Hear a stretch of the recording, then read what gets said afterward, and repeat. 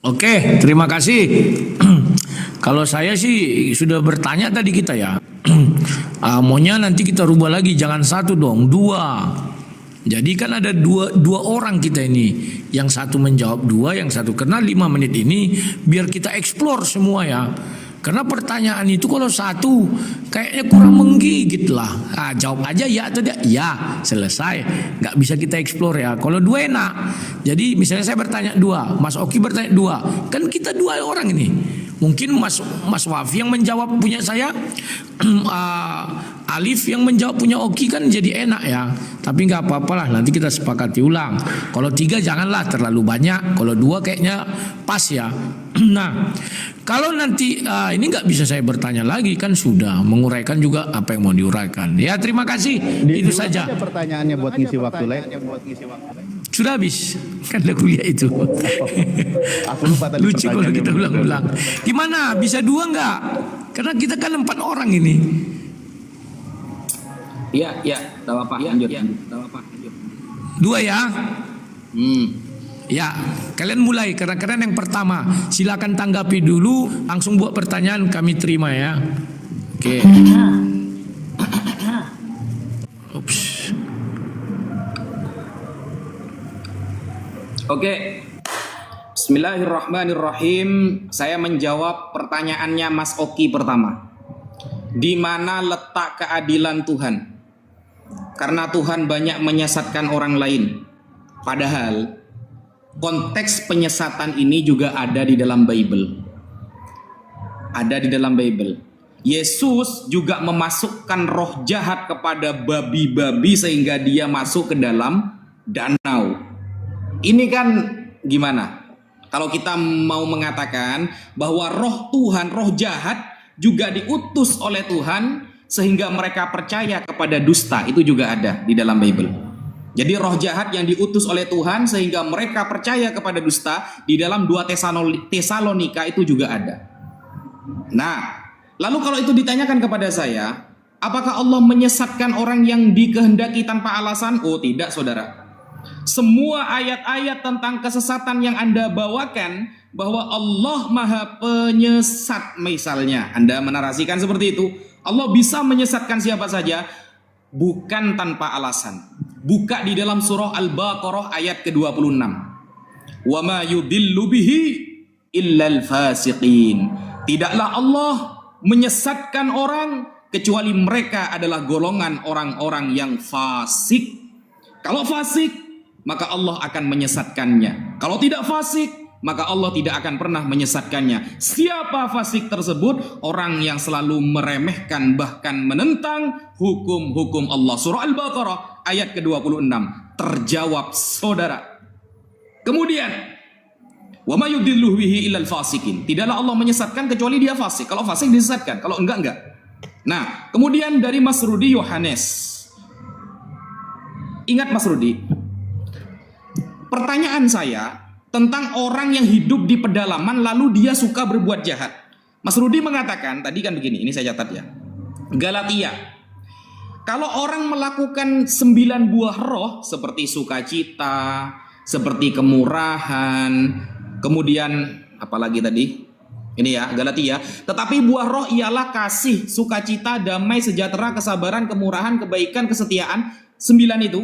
Kalau dia melakukan itu, meskipun tidak percaya Yesus, dia masuk surga, kata Mas Rudi. Meskipun dia bukan orang Kristen, dia masuk surga, kata Mas Rudi. Yang penting melakukan Galatia. Pertanyaan saya, orang yang berbuat jahat di pedalaman, dia tidak pernah mendengarkan Kristen. Berarti otomatis jawaban Mas Rudi masuk neraka. Ketika masuk neraka, mana keadilan Tuhan? Dia kan tidak tahu tentang kekristenan. Dia tidak tahu siapa juru selamat. Dia tidak pernah dibaptis. Dia tidak pernah didatangi oleh seorang misionaris. Sehingga dia berbuat jahat, tidak melakukan 9 roh, lalu dia masuk neraka. Mana keadilan Tuhan di sana? Sedangkan di dalam Islam, ketika dia tidak pernah mendengarkan dakwah dari para ulama, para ustadz, para nabi, maka surah Al-Isra menjawab, wa ma kunna mu'adzibin hatta nab'atha rasula. Tidaklah kita mengadab suatu kaum sebelum kita utus ustadz, sebelum kita utus ulama, sebelum kita utus orang nabi kepada mereka. Itu keadilan Tuhan, karena dia gak tahu surga. Nah, sedangkan Mas Rudi menekankan kepada Galatia 22 nomor 23. Galatia 5 nomor 22 dan 23. Yang penting melakukan 9 roh. Lah, ini orangnya berbuat jahat. Gak dibaptis, gak percaya, berarti masuk neraka, berarti pendapat Mas Rudi. Kalau kita menggunakan Galatia 5 22 nomor 23, berarti yang lebih pantas masuk surga adalah Islam, Mas Rudi. Islam. Karena 9 roh, 9 buah roh itu semuanya ada di dalam Al-Quran. Pertama, kasih. Islam adalah agama yang paling kasih. Di dalam ayat pertama di dalam Al-Quran, Allah menuliskan Bismillahirrahmanirrahim, dengan menyebut nama Allah yang maha kasih.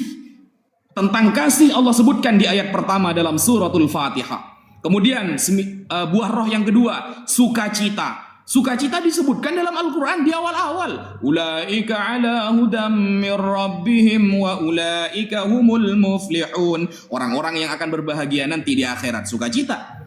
Kemudian damai. Islam itu artinya damai sejahtera. Makanya aslimu udkhulu fis silmi kafah. Masuklah kalian dalam Islam damai. Kafah secara keseluruhan. Islam itu sudah damai artinya. Kemudian kesabaran. Wasta'inu bis sabri was shalah. Mintalah pertolongan kepada Allah dengan sabar dan salat. Semuanya ada di Islam. Berarti Islam tanpa Yesus bisa masuk surga menurut Mas Rudi Yohanes. Sekian, terima kasih.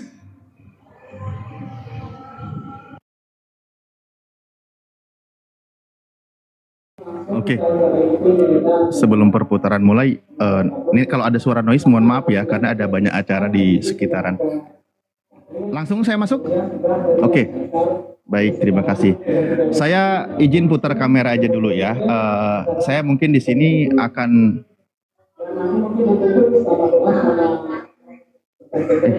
sebentar. Oke. Baik, tadi Lairudi mempertanyakan ketika contoh di dalam surah Al-Maidah ayat 116, ketika Nabi Isa ditanya, "A'antakul talinas ittakhiduni wa ummi," kan gitu ya, menjadikan aku dan ibuku sebagai Tuhan. Ibunya Nabi Isa juga dijadikan sebagai Tuhan.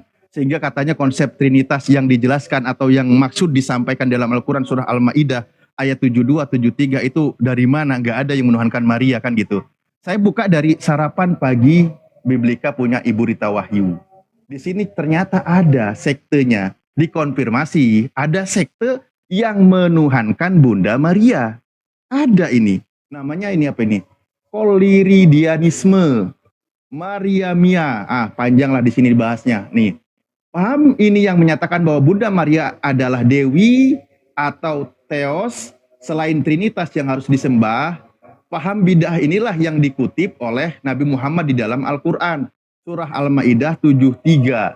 Surah dan 75 dan 116 ayatnya. Ada paham seperti ini yang dibantah.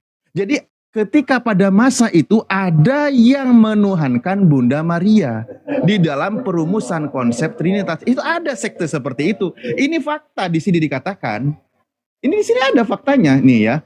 Hampir semua ajaran sesat yang menyerang pada abad-abad pertama, gereja Katolik berkaitan dengan Tritunggal atau Kristologi. Namun ajaran sesat ini berbeda, ajaran sesat ini berkaitan dengan Mariologi, di mana sekte ini mengajarkan penyembahan kepada dan penuhanan terhadap Bunda Maria. Ada yang menuhankan Bunda Maria. Is oke lah, ini cuma saya pembuktian ya. Al-Quran tadi kan membahas bahwa ada konsep Tuhan itu 3 dan lain sebagainya. Nah, dia mempertanyakan, ternyata memang ada faktanya, sejarahnya seperti itu. Oke, berikutnya juga, di mana di dalam Al-Quran bahwa Allah itu Esa, tadi sempat ada pertanyakan, Tuhan itu hanya Esa. Al-Baqarah 163, Bismillahirrahmanirrahim, wa ilahukum ilahu wahid. Dan Tuhanmu adalah Tuhan yang Maha Esa. Tidak ada Tuhan yang berhak disembah selain Dia, yang Maha Esa itu. Yang Maha Pemurah, lagi Maha Penyayang. Yang Maha Pengasih, lagi Maha Penyayang. Inilah Tuhan yang Esa. Belum lagi surah Al-Ikhlas. Nah, berikutnya, ini pertanyaan saya tadi sama teman Kristen. Tolong disimak pertanyaan saya. Yohanes 17 nomor 3, satu-satunya Allah yang benar atau ilah yang benar itu Yesus atau bukan Yesus? Tadi Pak Oki, Pak Kesaksian mengatakan Yesus. Mengutip Yohanes 14 nomor 6. Nah, kalau Anda menyatakan itu, Anda sedang membantah pernyataan Yesus. Orang Yesus sendiri yang berkata, Bapa, satu-satunya Allah yang benar itu Bapa, bukan Yesus. Pertanyaan saya, satu-satunya ilah. Nih ya, sekaligus juga saya kasih tahu Lerudi. Di dalam terjemahan lama, kitab Anda itu bukan pakai kata Allah, tapi kata ilah. Kalau menggunakan kata ilah itu masih benar, kami masih bisa terima.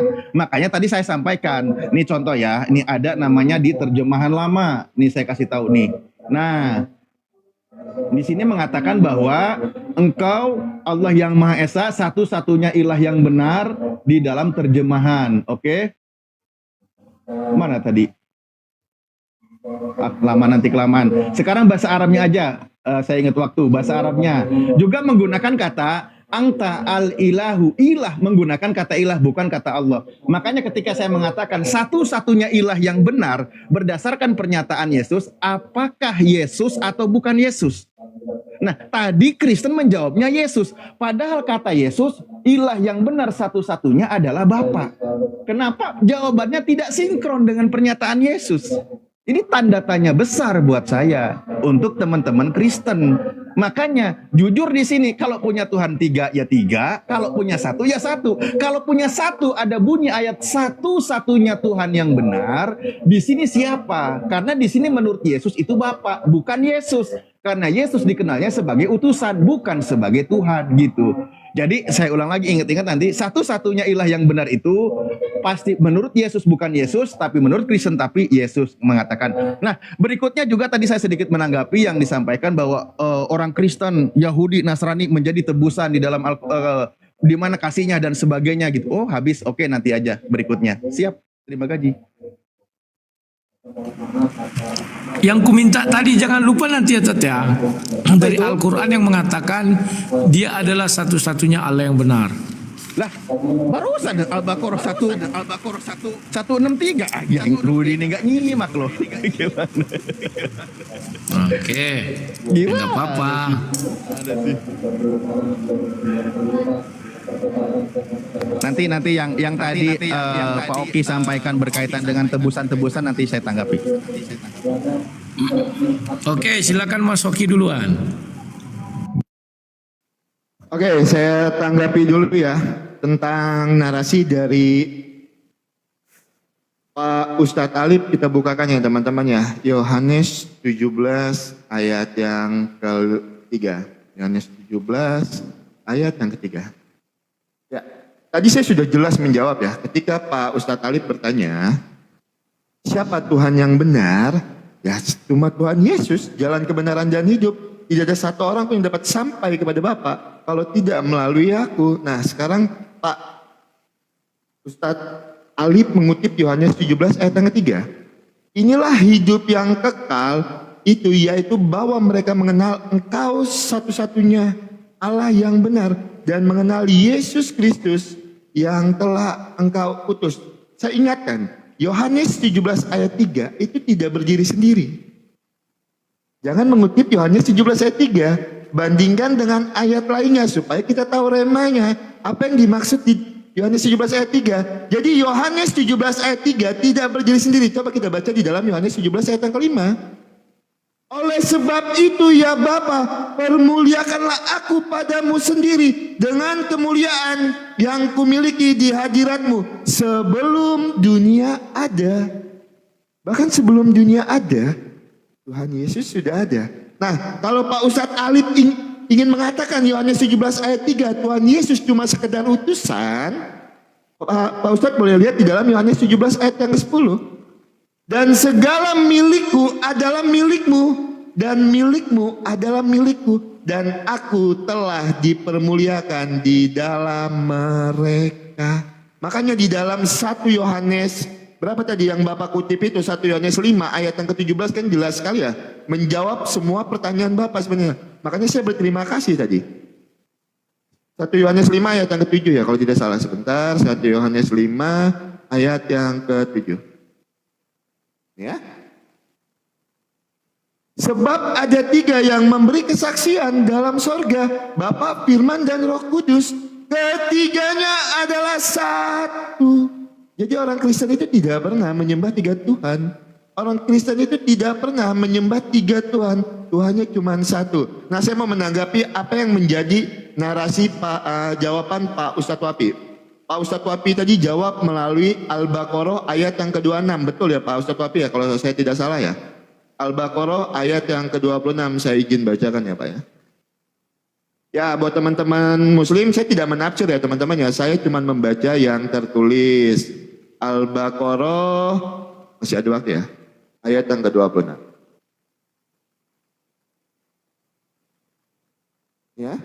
Sesungguhnya Allah tidak segan membuat perumpamaan seekor nyamuk atau lebih kecil daripada itu. Adapun orang-orang yang beriman mengetahui bahwa itu kebenaran dari Tuhannya. Poinnya tadi yang Pak Ustadz sampaikan di dalam Al-Baqarah ayat yang ke-26. Kalau yang disesatkan itu orang-orang fasik. Betul ya? Nah, pertanyaan saya, yang menyebabkan orang-orang fasik itu siapa sebenarnya?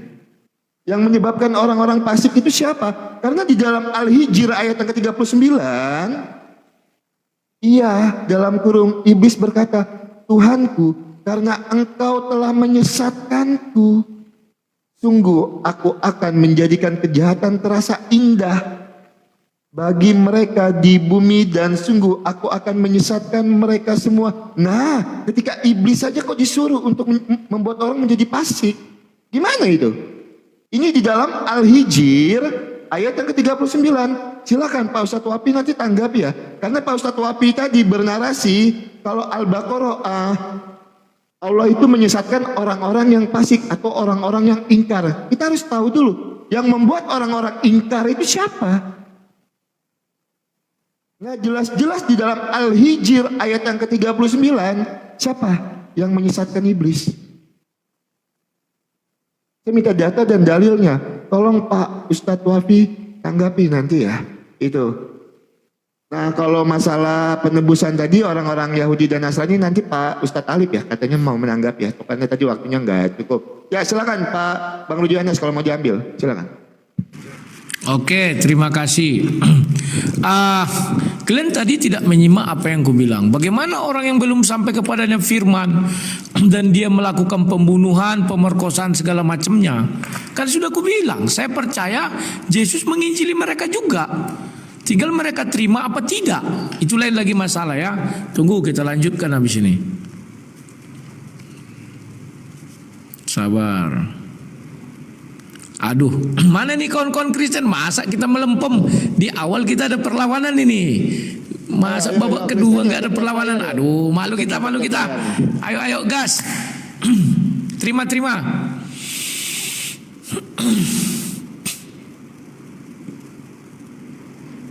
Ayo diterima itu Alif. Oke, kulanjutkan ya. Terus Ustaz Wafi mengatakan, iblis setan masuk ke dalam babi, ya urusannya apa? Terus katanya ada Tuhan menyesatkan yang mana? Kalau masuk ke dalam babi kok jadi menyesatkan? Dan penyesatan itu di mana? Saya belum temukan. Paling kau mau membuat ini, Ustaz. Maka Tuhan menyuruh iblis dari dalam dia, roh jahat dari dalam dia kepada Daud. Nanti saya jelaskan itu, ya. Oke. Tadi saya menanya mana dikatakan satu-satunya Allah yang benar. Terus Ustaz Ali mengasihkan surah Al-Baqarah ayat 163. Saya baca bukan gitu tak isinya. Dan Tuhanmu adalah Tuhan yang Maha Esa. Tidak ada Tuhan melainkan Dia yang Maha Pemurah, lagi Maha Penyayang. Aku tidak tanya Maha Pemurah, Maha Penyayang. Yang kutanya itu satu-satunya Allah yang benar. Itu yang kubutuhkan. Yang enggak aku tanya pengasih, semua Tuhan mengaku pengasih dan penyayang. Tapi apakah Dia satu-satunya yang benar? Kawan-kawan, mawarnya 24. Ayo gas dong, biar semangat kami dua ini, biar enggak kendur. Kemudian tolong dibaca surah 56 ayat 91. Ternyata keselamatan itu bagi orang Islam hanya dari golongan kanan. Ustadz Wapi sama Alif ini golongan kanan apa kiri? atau golongan depan atau belakang? Ya, jelaskan dong. Ya, nah, kemudian tadi dia mengatakan orang jahat sudah saya jelaskan ya. Zaman Nabi Nuh banyak orang mati di luar radius Nabi Nuh, dan Tuhan Yesus datang lagi ke alam maut menginjili mereka. Mereka terima syukur, nggak terima ya masuk neraka, kan itu ku bilang. Nah, pertanyaan saya kedua, tadi kan pertama mengenai mana Allah yang benar di babak pertama. Sekarang babak kedua ini, pertanyaan saya jadi tambah lagi sama kalian ya. Saya melakukan kebaikan, contoh mengasih makan orang miskin, orang terlantar dan sebagainya macamnya. Tapi saya tidak menyembah Allah Subhanahu wa taala. Apakah saya ke surga atau ke neraka? Karena dari ulasan tadi kalian mengatakan beramal soleh. Apa batasan amal soleh itu? Ya, saya ini orang tidak mengenal Allah Subhanahu wa taala, tapi saya berbuat kebaikan. Dan ada orang Islam beragama Islam berbuat kejahatan. Mana yang masuk surga? Yang Islam membunuh, mencuri, atau orang yang Kristen tapi berbuat kebaikan, memberi makan orang miskin, merawat orang sakit dan sebagainya. Tolong itu dijelaskan ya, biar orang tahu bagaimana sih sebenarnya Tuhan yang kalian sembah. Kalau Tuhan kami jelas, tidak satu hukum pun menentang hal itu. Kalau bisa Ustadz Wafi membuat kebaikan atau 9 buah roh itu, nanti cirinya gimana? Kalau Ustadz Wafi meninggoy, artinya tidak dilaksanakan 9 buah roh. Atau oke, Ustadz Wafi meninggoy karena tidak mengenal Yesus. Sanggup gak melaksanakan 9 buah roh itu? Saya ingin tahu. Pertanyaan kedua, siapa di dalam Islam yang amal ibadahnya lebih banyak daripada dosanya? Saya ingin tahu, kasih ayatnya. Amal ibadahnya lebih banyak daripada dosanya. Kalau kita baca surah 48 ayat 2, Nabi Muhammad pun sampai hari ini belum tuntas dosanya. Kenapa?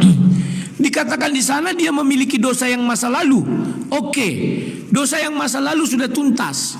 Tapi ada lagi kalimat dosa yang akan datang. Nabi Muhammad kan akan datang lagi nanti yang kedua kali bangkit. Makanya kita ingin tahu, jelaskan ini ya. Kalau otak awam kami mengatakan begitu, yang masa lalu dan masa akan datang. Ya, tolong dua itu aja tanya. Yang terakhir ini hanya mengenai bumbu-bumbu itunya. Kemudian Rita Wahyu. Saya heran melihat kalian ini suka kali memakai Rita Wahyu. Coba sebutkan tahun berapa orang itu. Sementara surah Al-Maidah 116, saya sudah banyak tanya orang muslim, kapan itu terjadi? Nanti di hari kiamat. Pertanyaan itu kepada Nabi Isa di hari kiamat. Kalau pada saat itu mana ada? Terima kasih, waktu habis.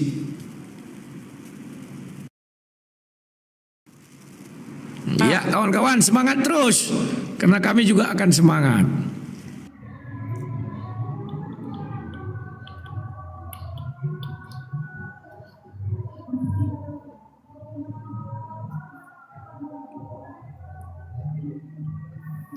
Oke, bismillahirrahmanirrahim. Mohon diingat pertanyaan saya di awal biar tidak lupa teman-teman, bahwa orang-orang yang ada di pedalaman tidak pernah mendengarkan tentang kebenaran lalu dia berbuat jahat, apakah perbuatan jahatannya diampuni atau tidak? Itu belum terjawab ya. Apakah perbuatan jahatnya diampuni atau tidak di akhirat? Ya, sehingga dia bisa punya kesempatan masuk surga.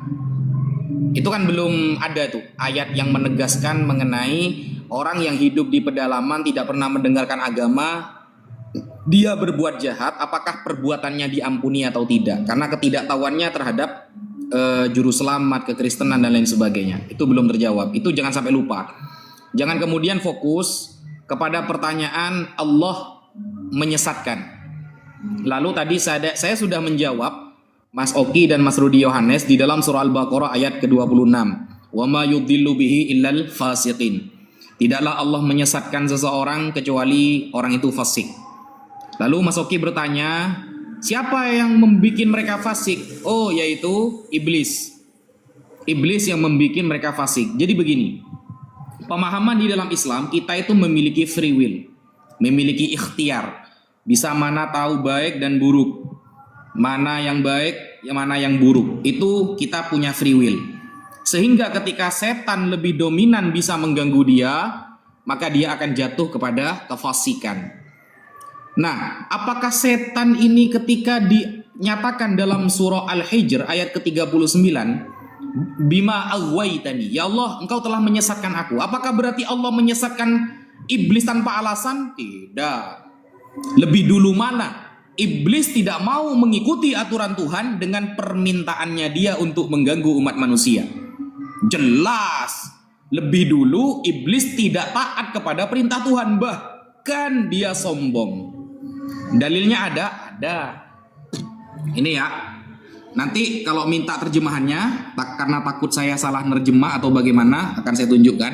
Kalau di dalam kitab tafsir Imam Fakhruddin Ar-Razi itu kan diceritakan tentang iblis ya. Bahwa iblis itu ketika diberikan perintah oleh Allah, dia malah sombong, dia malah fasik. Makanya Allah kasih hukuman, disesatkan oleh Allah. Sama seperti jawaban saya yang pertama. Allah menyesatkan kalau dia fasik. Makanya di sini anna iblis istahmala wa talabal baqa ila yaumil qiyamah ma'a annahu sarraha bi annahu innama yatlubu hadzal imhal wal ibqa li ighwa'i bani adam wa idlalihim. Iblis menginginkan dia kekal sampai hari kiamat untuk tujuannya ingin menyesatkan anak cucu Adam. Wa annahu ta'ala amhalahu wa ajabahu ila hadzal matlub. Oleh Allah diijabahi. Oleh Allah dikabulkan permintaannya. Nah, lebih dulu mana? Iblis disesatkan oleh Allah atau Allah memerintahkan untuk sujud kepada Nabi Adam? Lebih dulu perintah Allah. Makanya saya katakan dari awal, fasik adalah orang yang meremehkan perintah Allah, bahkan dia menentang. Itu sudah saya katakan di pertama. Iblis ketika dikatakan oleh Allah usjudu li Adam, fasajadu illa iblis. Sujudlah kepada Adam, ternyata gak sujud yang namanya iblis. Bahkan apa kata iblis? Ya Allah, ana khairum minhu, aku lebih baik dari dia. Khalaqtani min narin wa khalaqtahu min tin. Aku tercipta dari api, sedangkan Adam dari tanah. Karena kesombongan dan meremehkan perintah Allah, maka Allah sesatkan. Sama jawaban saya, sesuai dalam surah Al-Baqarah ayat ke-26. Lalu bagaimana dengan ini? Misalnya, ini tertulis di dalam kitab Mas Rudi Yohanes dan Mas Oki. 2 Tesalonika 2 nomor 11. 2 Tesalonika 2 nomor 11. Dan itulah sebabnya Allah mendatangkan kesesatan dan mereka yang menyebabkan mereka percaya akan dusta. Allah mendatangkan kesesatan sehingga mereka percaya akan dusta. Loh, ternyata yang mendatangkan kesesatan Allah. Kalau di Al-Quran jelas yang disesatkan Allah adalah orang fasik. Ada nggak keterangan di dalam 2 Tesalonika ini misalnya, ya, kapan Allah itu menyesatkan, kapan tidak, begitu. Kalau di dalam Islam ada ya, kalau fasik disesatkan, kalau nggak fasik enggak. Itu batas-batasannya. Kalau di dalam Bible ada nggak batasan kapan Allah menyesatkan, kapan tidak? Ini jelas ya, sehingga mereka percaya kepada dusta. Jeder. Mas Rudi Yohanes. Pertanyaan Mas Rudi biar dijawab oleh Ustaz Alif. Tafadhol Ustaz. Pertanyaannya yang mana lagi tadi? Kayaknya dia pengulangan. Ditulis Mas Alif. Enggak pengulangan itu. Aku tulisin semua ini tadi. Bentar. Pertanyaan Rudi itu kayak nggak ada pertanyaan, dibikin pertanyaan gitu loh. Oke lah. Baik, terima kasih. Bismillahirrahmanirrahim. Ini permintaan yang ingin lebih puas dari Lai Rudi, di mana Allah itu adalah yang maha benar atau satu-satunya yang benar. Loh, justru di dalam Islam itu bahkan Allah itu nama lainnya dalam Asmaul Husna disebut sebagai Al-Haq, yang maha benar. Makanya ayatnya Bismillahirrahmanirrahim, surah Al-Hajj ayat 6. Sebenarnya banyak ayat sih, saya kasih satu contoh aja. Dalika bi annallaha huwal haq. Yang demikian itu karena sesungguhnya Allah dialah yang hak, yang maha benar. Apakah saya ngarang arti hak ini benar? Oh, kita buka aja. Ini kaidahnya. Yang hak ini apa ini? Benar. Terjemahnya gitu. Namun penggunaan penempatan katanya tetap menggunakan kata hak. Begitu ya, Lairudi ya. Nah, berikutnya juga, tadi saya itu tanya sama teman-teman Kristen. Ya, ketika dalam pertanyaan saya tadi, saya kan belum menemukan jawaban. Oh ya, Lairudi yang tentang masalah yang saya bahas itu, kalau surah Al-Ma'idah 116, itu jelas konteksnya tentang bagaimana Nabi Isa alaihissalam ditanya nanti di yaumil akhir. Betul. Nah, tentang masalah ada sekte yang menuhankan Bunda Maria, pada kasusnya memang ada peristiwanya. Zaman dulu dimuatlah informasinya, beritanya dalam sebuah artikel yang disampaikan oleh teman-teman Kristen. Saya tidak lebih dari itu membahasnya gitu loh. Oke, berikut juga tentang mana ya tadi? Oh, mau ke Pak Oki. Saya bacakan dulu satu ayat. Ini yang tadi tertunda dulu jawabannya, yang tadi tertunda dulu. Ya, saya tegaskan dulu satu ayat. Nanti ini saya biarkan dulu aja ya. Saya tegaskan dulu satu ayat di dalam Al-Qur'an surah Al-Bayyinah ayat 6. Ini dulu prinsipnya yang mesti dipegang ya. Bahwa di situ dikatakan sesungguhnya orang-orang kafir innalladzina kafaru min ahlil kitab, dari kalangan ahli kitab, baik itu orang Yahudi maupun orang Nasrani yang mereka kafir, wal musyrikina, dan orang-orang yang menyekutukan Tuhan, finari jahannam, mereka semua berada di dalam api neraka, kholidina fiha, mereka kekal di dalamnya, bahkan ulaika hum syarrul bariyah, mereka itu adalah seburuk-buruknya makhluk. Nah, dengan berdasarkan ayat demikian, orang-orang kalangan ahli kitab yang dari kalangan Yahudi, Nasrani yang menyekutukan Tuhan, mereka tempat kembalinya memang di neraka, kekal abadi di sana gitu loh. Nah, ketika tadi ada ayat, ada hadis tentang bagaimana peristiwa di hari penghakiman, dosa umat Islam ditimpakan kepada orang-orang Yahudi dan Nasrani karena mereka yang menyekutukan Tuhan tidak menerima kebenarannya karena mereka sudah menjadi penghuni neraka. Ya udah, timpakan dosanya ke dia karena memang neraka itu tempat orang berdosa. Gitu loh. Jadi ditimpakan kepada mereka karena mereka orang-orang musyrik, mereka orang-orang yang menyekutukan Tuhan. Kan gitu. Bukankah di dalam kitab Amsal 21 nomor 18 dikatakan, sesungguhnya orang fasik menjadi pengganti orang benar. Gitu. Dan pengkhianat sebagai penebus orang yang jujur gitu loh.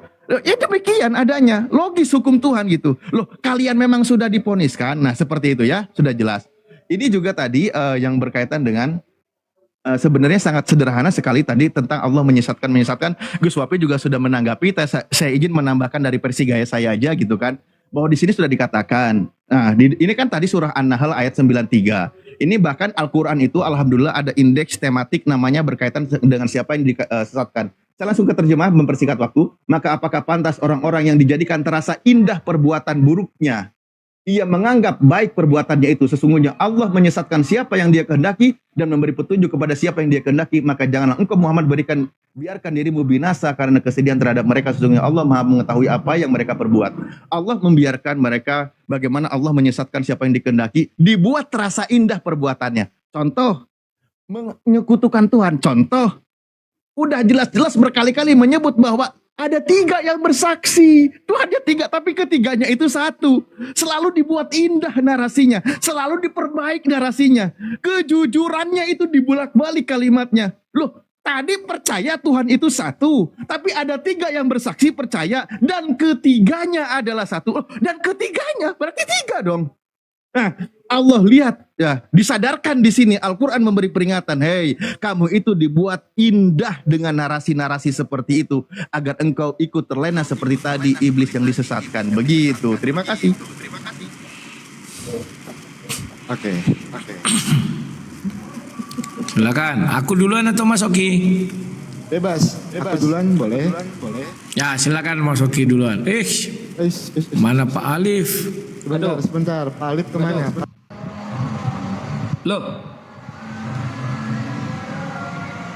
kok malah hilang semua? Bentar. kena tombak. sama kreator tersebut, live Anda tidak akan tersedia untuk penonton tertentu. Gimana? Pilihannya putuskan atau batal? Ustaz Wapit, Itu. Pak Ustaz Alif itu pakai akun lain kan? Naik. Ustaz Alif kena tombak tadi, ada yang ngelaporin ujaran gitu. kebencian gitu. Oh, Iya, 02, dia pakai yang 02.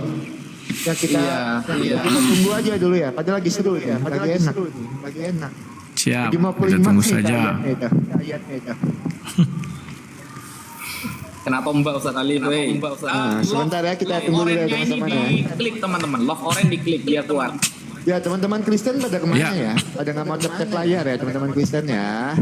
Ya kan? Iya, jangan lupa kasih love orange, mawar-mawar, biar jangan kena tombak.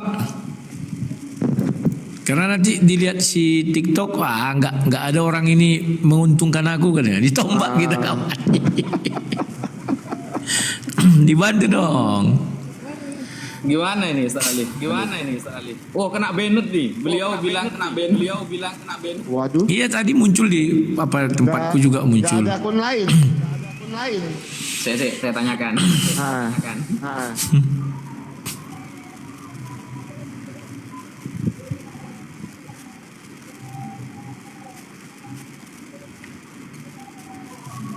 Waduh. Teman-teman. Jam 10. Tugas teman-teman Kristen itu setep layar di sana, bukan malah nombak Ustaz Alif. Memang bisa ditombak gitu ya? Bisa. Lagi bahaya sebenarnya. Itu akun tuh lagi bahaya Bang Rudi. Aku aja berapa kali kena Oh. Iya ya. Yang kasihan Nandar di band permanen. Sudah 200.000 itu apanya. Ustaz Alif. Itulah pertandingan seru ya.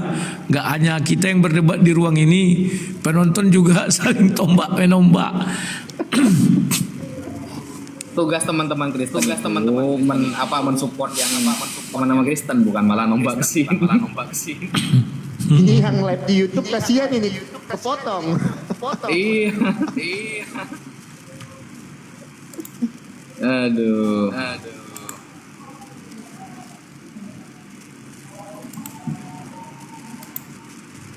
Coba saya telepon dulu. Oke. Kalau enggak kita jadwalkan aja kapan gitu. Iya. Bisa lanjut nggak kira-kira?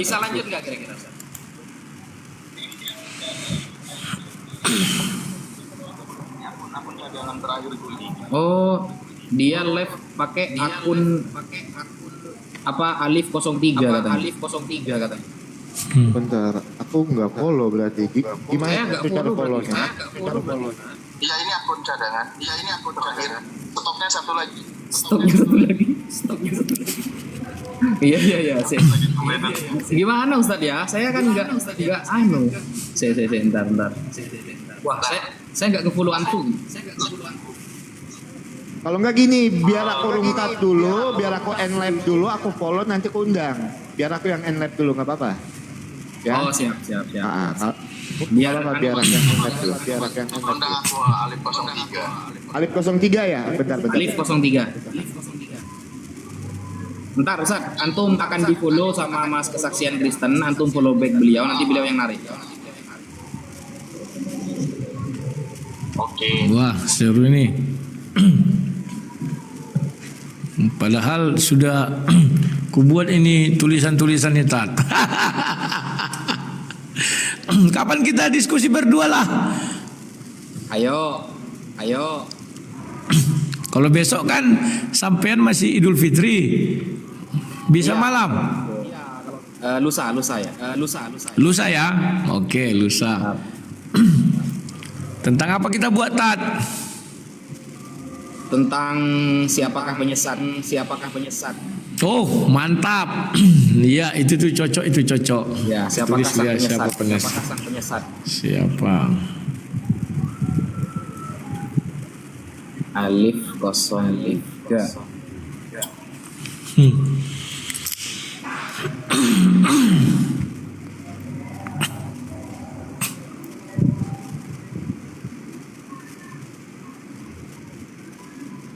Pemanasan lu kita berdua nih Tat. Lama kali orang tuh.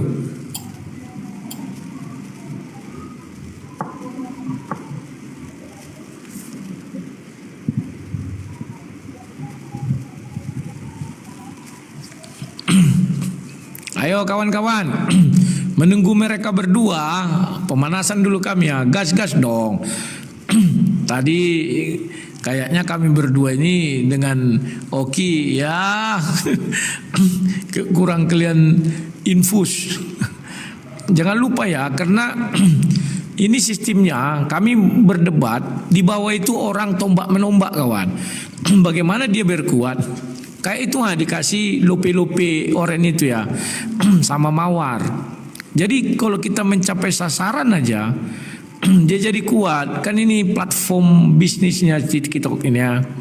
Dilihatnya tidak menguntungkannya di sepaknya. Ngapain kalian di sini ribut-ribut? Jangan sampai kayak Sinandar mati permanen. Sampai mau nangis dia, kasihan juga sih. Tapi kita nggak bisa melarang. Kedua belah pihak kan saling tombak menombak ini. Iya.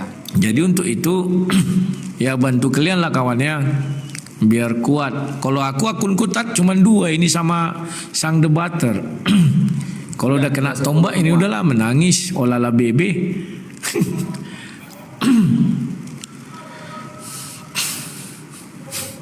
Mas Rudi sedang pilek. Iya. Kalau lagi apa di sini hujan terus, hujan. Oke. Ada pergeseran cuaca iklim. Kalau zaman dulu tempat kami pernah kemarau sampai 4 bulan. Sekarang nggak pernah lagi kemarau, sebulan langsung hujan, sebulan hujan. Di daerah mana? Riau, Riau. kota minyak. Ya, kawan-kawan mawarnya 24 beda-beda orang ya. Kecuali dia lambang kota, itu baru 1 orang. Misalnya diminta 100 bisa 100. Kalau kayak gini 24 beda-beda orang. Oke, paham. Ayo kawan, 24. Memang kita rasa tidak mungkin. Tapi kalau kita bersama bisa jadi mungkin dia ya. Wah, 1 orang aja kawan ngasih mawar. Ayo digas. 16 satu lagi. Ini Ustadz Alif sudah live dan Mas Kesaksian Kristen juga sudah live. Oke, kita habis ini kita stop dulu nih Tan, baru kita bisa masuk lagi mereka. Oh, caranya gini. Tinggalkan match. Iya, oke, dah tinggalkan. Ntar lagi orang tuh masuk.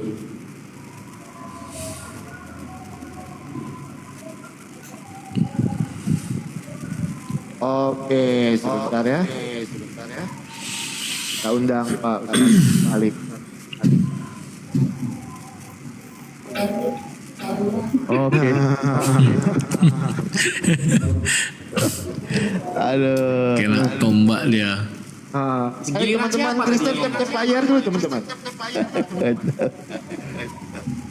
Giliran siapa lagi ya? Saya lupa pula. Udah selesai tadi Alif kan? Belum. Aku waktunya habis tadi. Habis. Oh pas habis waktu ya. Pas kita berdua aku baru mau ngomong tadi tuh. Ya. Oke, silakan Mas Oki duluan. Oke, aku duluan ya. Kita mulai dari mana tadi kalau udah terpotong ini? Oke, dari 2 Tesalonika ya. 2 Tesalonika 2 ayat yang ke-11 ya yang dibawakan Pak Ustadz Wafi tadi ya. Oke, saya bacakan ya. Itu Mas Kesaksian, pertanyaan saya yang di awal jangan lupa ya. Oke, siap. Ya, dan itulah sebabnya Allah mendatangkan kesesatan atas mereka yang menyebabkan mereka percaya akan dusta. Lihat di ayat yang ke-10-nya, ini sudah menjelaskan untuk itu ya. Dengan rupa-rupa tipu daya jahat terhadap orang-orang yang harus binasa karena mereka tidak menerima dan mengasihi kebenaran yang dapat menyelamatkan mereka. Karena mereka tidak beriman. Bukan berarti Allah kami itu menyesatkan. Karena di ayat yang ke-10 itu menjelaskan itu. Orang-orang yang harus binasa karena mereka tidak menerima dan mengasihi kebenaran yang dapat menyelamatkan mereka. Nah, berbicara tentang pertanyaan Pak Ustadz Wafi tadi ya. Saya agak lupa sebenarnya pertanyaan di awal tadi. Gimana kalau orang yang tinggal di pedesaan itu berbuat jahat? Dia itu masuk surga atau tidak? Gitu ya. Ya, itu jelas sekali di dalam Roma 1 ayat yang ke-20 ya. Roma 1 ayat yang ke-20, saya bukakan dulu datanya. Semua orang telah mengetahui Allah melalui ciptanya sehingga tidak ada alasan untuk tidak mengenal Allah. Pak Ustadz, saya bukakan di dalam Roma 1 ayat yang ke-20. Bentar ya. Sebab apa yang tidak nampak daripadanya yaitu kekuatan yang kekal dan keilahian dan tampak kepada mereka pikiran karya sejak dunia diciptakan sehingga mereka tidak dapat berdalih. Jadi sudah tidak ada alasan lagi untuk tidak mengenal Allah. Makanya di dalam iman Kristen itu yang menyelamatkan itu pengampunan itu iman. Yohanes 3 ayat 16, karena begitu besar kasih Allah akan dunia sehingga yang mengaruniakan anak yang tunggal supaya setiap orang yang percaya itu tidak binasa melainkan beroleh hidup yang kekal. Roma 10 ayat 9. Jika dengan mulutmu kamu mengaku bahwa Yesus adalah Tuhan dan Allah telah membangkitkan dia dari antara orang mati, maka kamu akan diselamatkan. Dua pertanyaan yang sudah saya jawab. Nah, terkait tadi ada waktu 2 menit setengah. Tadi bilang beramal untuk mendapatkan keselamatan. Terus masalah free will. Sebenarnya balik lagi. Kalau masalah free will, seperti apa Oki ini ingin menggunakan free will-nya ketika saya ini ditakdirkan untuk disesatkan? Seperti apa free will saya itu berjalan untuk diri saya? Gitu. Seperti apa free will saya itu berjalan untuk diri saya ketika saya itu ditakdirkan untuk disesatkan? Oke, karena tadi Pak Ustadz Wafi tidak mungkin data saya kurang ya tentang yang menyesatkan itu, saya tambahkan satu data lagi. Ini di dalam Quran Pak Ustadz Wafi ya. Oke, surat ke-37 ayat yang ke-32. Kami dalam kurung mengakui telah menyesatkan kamu. Sesungguhnya kami sendiri orang-orang yang sesat. Bisa jelaskan ini Pak? Saya tidak mau menafsir. Bisa jelaskan ini?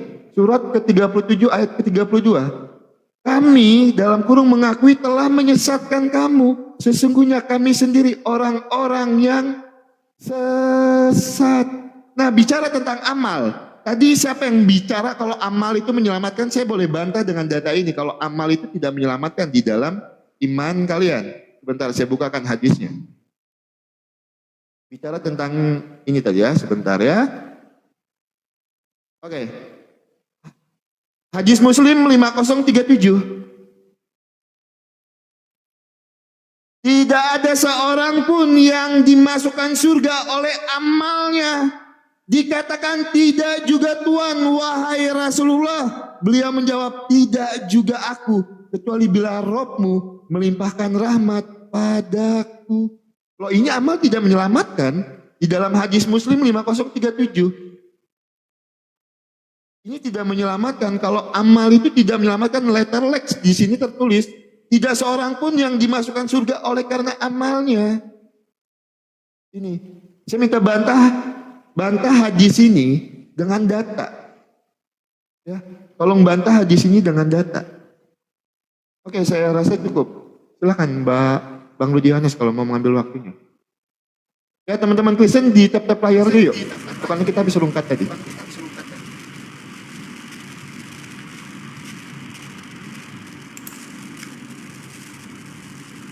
Layar Rudi ini noise sekali lah. Iya, sabar. Makanya kalian matikan semua mic kalian, kan giliran kami yang bicara. Saya belum habis, tunggu dulu. Noise itu pendengaran bukan suara.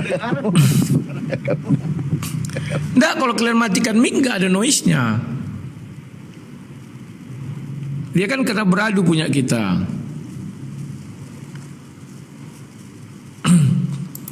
Tadi ayat yang dibilang itu Tesalonika ya, ayat berapa tadi?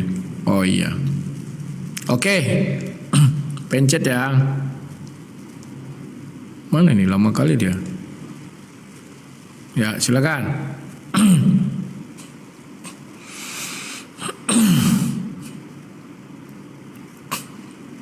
Ya.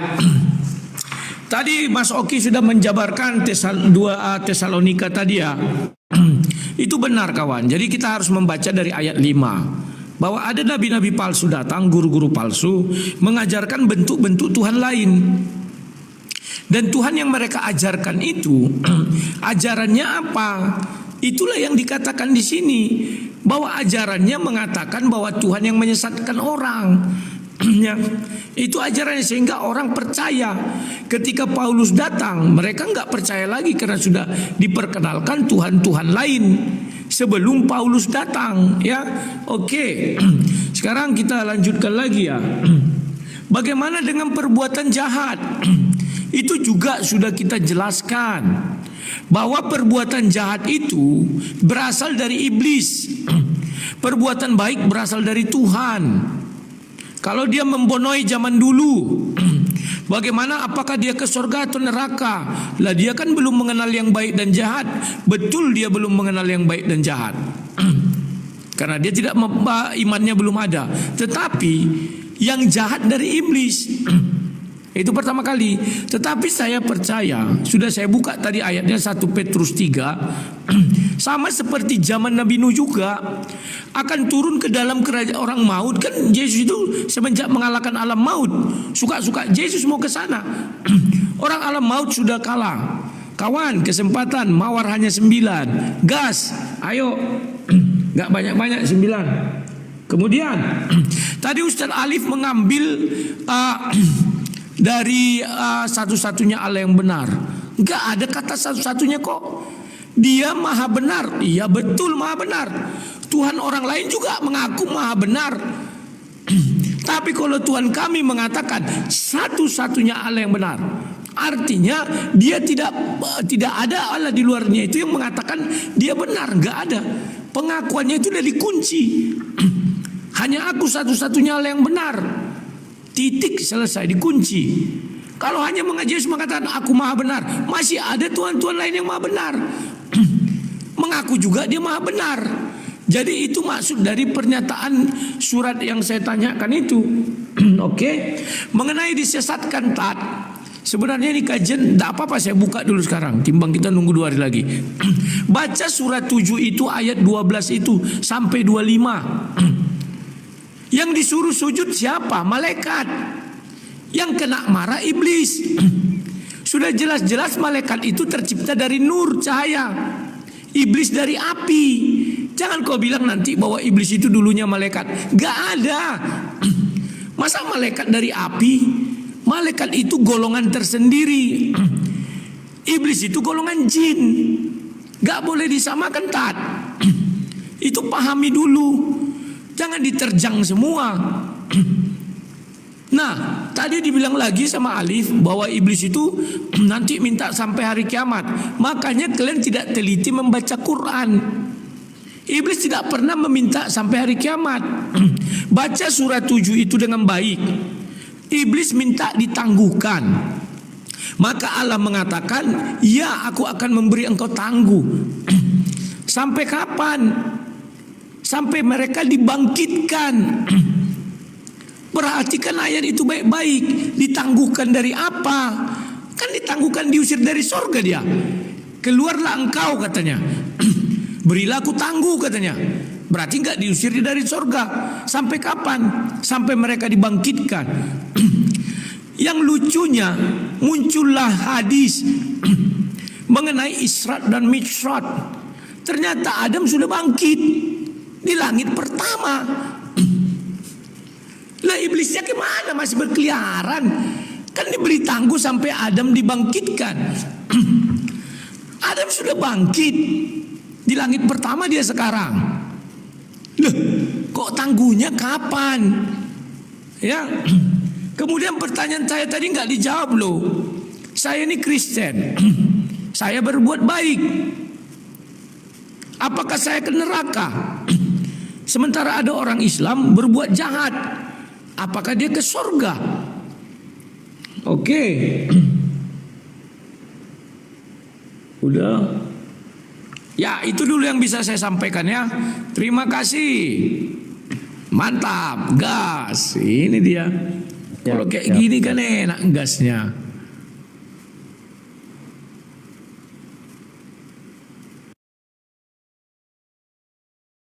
Lay, itu the noise-nya mainkan, Lay. Jadi maksudnya nggak ngeresek gitu loh. Bukan feedbacknya, tapi ngeresek mic-nya. Terasa bener di telingaku. Oh itu gini, Nah, itu. suara AC. Karena ini apanya terlalu sensitif mic-nya. Iya makanya. AC-nya matiin dulu kalau gitu. Oke. Kehangatan aku jadinya. Ah, nggak ada lagi kan? Ya, silakan. Oke, bismillahirrahmanirrahim. Jadi begini ya. Pertanyaan saya di awal itu sudah dijawab oleh Mas Oki. Bagaimana kemudian ada orang-orang yang hidup di pedalaman, dia tidak pernah mengenal Tuhan, akhirnya dia berbuat jahat. Apakah dia masuk surga? Maka Mas Oki mengatakan tidak. Karena berdasarkan Roma 1 nomor 20. Jadi tidak ada alasan lagi dia tidak mengenal Tuhan. Kata Mas Oki, tidak ada alasan lagi dia tidak mengenal Tuhan. Jadi tetap orang yang berbuat jahat meskipun ada di pedalaman, meskipun dia tidak pernah mendengarkan penginjilan, dia tetap masuk neraka. Maka di mana keadilan Tuhan kalau seperti itu? Dia kan nggak tahu gitu loh. Dia nggak tahu. Dia hidup di ruang lingkup yang tidak ada akses internet. Tidak pernah tahu kepada siapa itu juru selamat, siapa itu Yesus. Lalu kalau dikatakan misalnya di dalam Roma ya, di sini ya. Ini kita baca. Di dalam Roma 1 nomor 20. Sebab apa yang tidak nampak daripadanya, yaitu kekuatannya yang kekal dan keilahiannya, dapat nampak kepada pikiran dari karyanya sejak dunia diciptakan, sehingga mereka tidak dapat berdalih. Ini pemaksaan banget ayat ini. Ayat ini pemaksaan banget. Bayangkan orang hidup di tengah hutan, tidak pernah tahu apa itu Yesus, tapi dipaksa ya tidak boleh berdalih, tetap masuk neraka kalau berbuat jahat. Loh, mana keadilan Tuhan berarti? Keadilan Tuhannya mana kalau seperti itu? Bayangkan berapa juta orang yang tidak pernah mengenal Kristus di pedalaman sana. Berapa juta orang yang hidup di tengah gunung sana, tidak ada akses internet, dia tidak tahu apa itu kebenaran, lalu dia langsung divonis masuk neraka. Mana keadilan Tuhan? Berbeda dengan Islam. Kalau Islam jelas, orang yang tidak pernah didatangi tentang dalil Islam, seorang ustadz, seorang ulama, seorang nabi, maka mereka tidak disiksa. Mereka tidak disiksa sebab ketidaktahuannya. Karena akses untuk mencari sebuah kebenarannya nggak ada gitu loh. Sedangkan Mas Oki dengan tegas mengatakan, wah tidak bisa berdalih. Tidak bisa berdalih dia. Waduh, keras banget kan? Bertentangan dengan jawaban Mas Rudi. Kata Mas Rudi, gak kenal Yesus sekalipun kalau melakukan 9 roh masuk surga.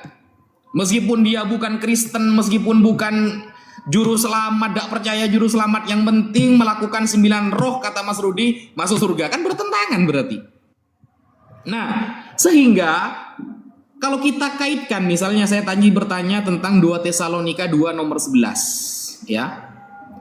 Oh, karena mereka tidak menerima tentang kebenaran, makanya mereka disesatkan. Lah, apa bedanya dengan Al-Quran kalau begitu? Surah As-Saffat ayat ke-32. Kama aghwaynakum. Sebagaimana kami mengakui telah menyesatkan kalian. Penyesatan itu terjadi karena mereka orang fasik. Coba sampean baca di dalam ayat selanjutnya. Ayat ke-34-nya itu ya, surah As-Saffat ayat 34-nya. 2 ayat setelah yang Anda tanyakan. Inna kadzalika naf'alu bil mujrimin. Kenapa Allah sesatkan? Ya begitulah akan kita lakukan kepada mereka-mereka yang sering berbuat dosa. Mereka yang mempermudah dengan mengerjakan dosa, meremehkan perbuatan dosa, ya akan kami sesatkan, kata Allah. Itulah yang disebut dengan orang fasik. Baca ayat setelahnya, karena ayat itu udah berdiri sendiri gitu loh. Nah, sehingga bagaimana kemudian Anda akan menjawab kalau kita lihat di dalam Matius 7 nomor 22 ini ya. Matius 7 nomor 22. Pada hari terakhir banyak orang akan berseru kepadaku, Tuhan, Tuhan, bukankah kami bernubuat demi namamu dan mengusir setan demi namamu dan mendengarkan banyak mujizat demi namamu? Bayangkan, yang menyebut Yesus Tuhan pun belum tentu selamat. Bayangkan ya, di dalam kekristenan, saudara, yang menyebut Yesus Tuhan pun belum tentu selamat. Apalagi orang yang ada di pedalaman sana yang sama sekali gak kenal sama Yesus. Maka benar jawaban Mas Oki, mereka lebih tidak selamat lagi. Lalu mana kasih Tuhan? Mana keadilan Tuhan itu? Katanya Tuhan Maha Kasih.